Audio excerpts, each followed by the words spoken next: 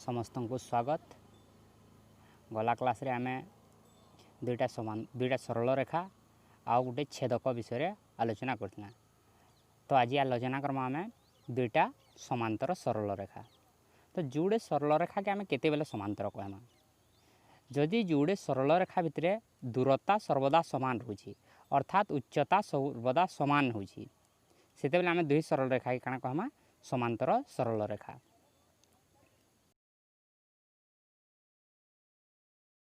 वर्तमान में आलोचना करमा जोड़े समांतर सरल रेखा के गोटे छेदक जिते बेले छेद करसी विभिन्न प्रकार कोण सृष्टि हेबा। आमे जानिछु अनुरूप कोण, एकांतर कोण, एक पार्श्वस्थ अंतस्थ कोण।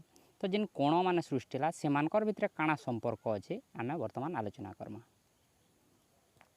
तो जेते बेले जोड़े समांतर सरल रेखा के गोटे छेदक छेद करूछि जेन अनुरूप कोण माने सृष्टि हेबा। अनुरूप कोण विषय आम आलोचना करछुं।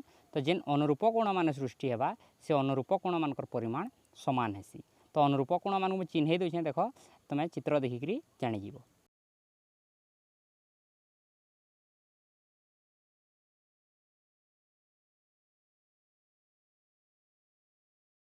तापर आमे एकांतर कोण मानकर भीतर संपर्क देखा। तो जेते बेले जोड़े समांतर सरल रेखा छेद कला जेन एकांतर कोण माने सृष्टि हेबा से मानकर परिमाण भी समान हेबा।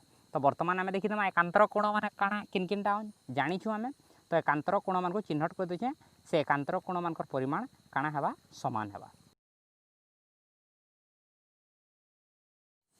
तापर रहला गुटे जोड़ी जेने कहूछ आमे एक पार्श्वस्थ अंतस्थ कोण जोड़ी।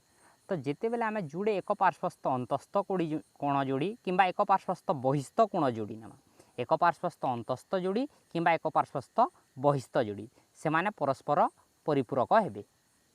परस्पर परिपूरक हेबे बेले काना ना से दुही कोण के मिसे देले 180 डिग्री हेबे। तो दुईटा एक पार्श्वस्थ अंतस्थ कोण परस्पर परिपूरक अर्थात उभयंकर समष्टि 180 डिग्री।